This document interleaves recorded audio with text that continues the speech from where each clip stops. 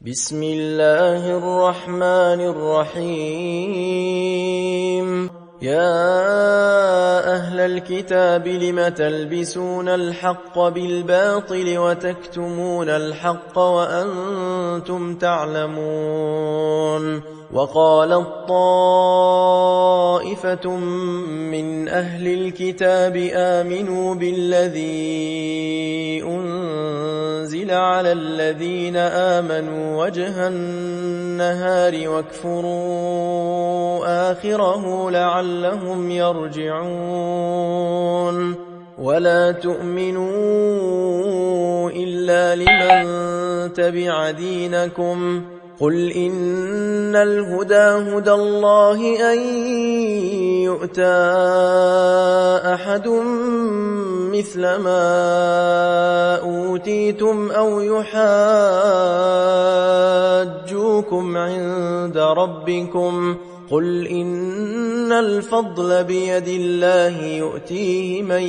يشاء والله واسع عليم يختص برحمته من يشاء والله ذو الفضل العظيم ومن أهل الكتاب من إن تأمنه بقنطار يؤده إليك ومنهم من إن تأمنه بدينار لا يؤده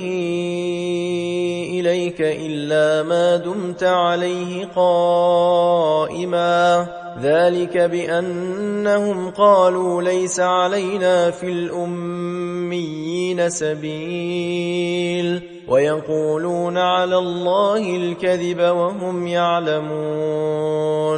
بلى من أوفى بعهده واتقى فإن الله يحب المتقين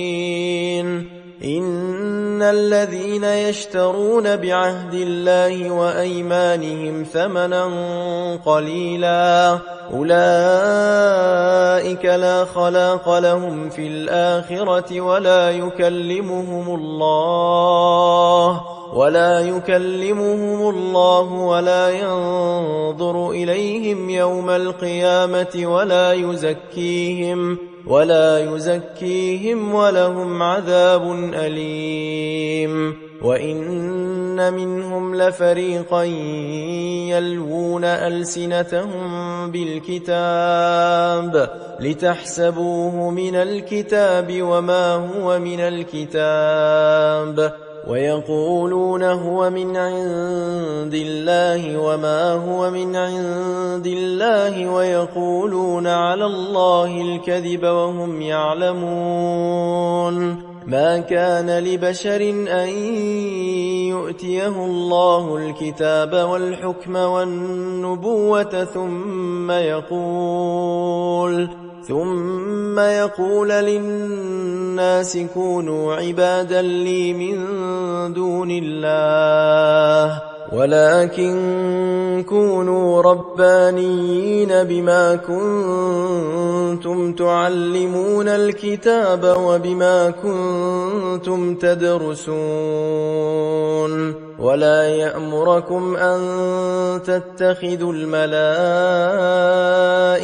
والنبيين أربابا أيأمركم بالكفر بعد إذ أنتم مسلمون